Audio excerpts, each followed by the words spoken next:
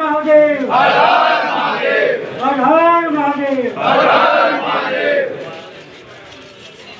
જય ભવાની જય શિવાજી જય ભવાની જય શિવાજી જય શ્રી રામ જય શ્રી રામ મંદિર પાડવાનું હા હાલો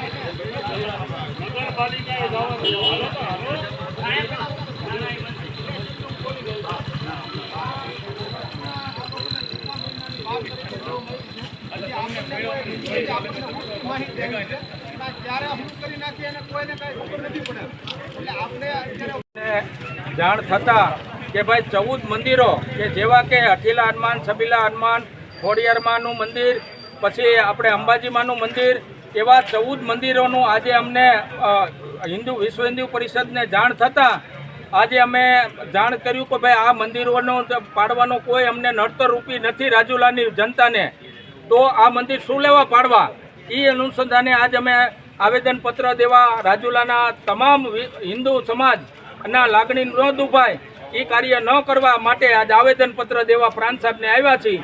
જય શ્રી રામ. જય શ્રી રામ.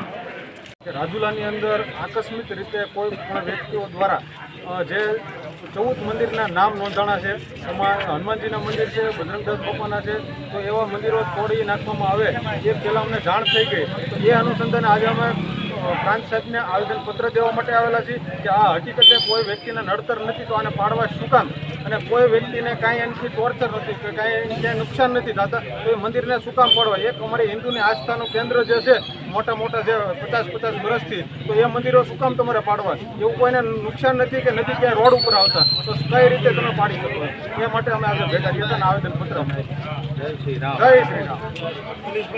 એકત્રિત થઈ હિન્દુ સંગઠનો સાથે આવ્યા છો અને આપ વેપારીના આગેવાન પણ છો, તો આ બાબતે તમે શું કહેશો? આજ રોજ અમને જે રીતે અગાઉ કીધું એ પ્રમાણે ઉલટા મેસેજ મળ્યા છે કે રાજુલામાં 14 મંદિર છે, એની યાદી છે એ જાહેર કરવામાં આવશે. તો ચેમ્બર ઓફ કોમર્સ પણ એમાં અમે વિશ્વ હિન્દુ પરિષદ ને બજરંગ દળને ટેકો આપ્યો છે. દરેક વેપારી પધાર્યા છે રાજુલાના, અને આ અમે પ્રાંત અધિકારીને આવેદનપત્ર દેવા આવ્યા છીએ. જો આના પગલાં તાત્કાલિક લેવામાં નહીં આવે તો આવતીકાલ મિટિંગ કરી અને રાજુલા સદંતર અચોક્કસ મુદત માટે બંધ રહેશે. એ માટે દરેક વેપારીઓ આવ્યા છે, એટલે અમે પ્રાંત અધિકારીને ધ્યાન દોર્યું છે. આવતીકાલે બીજો પ્રોગ્રામ અમે જાહેર કરશું.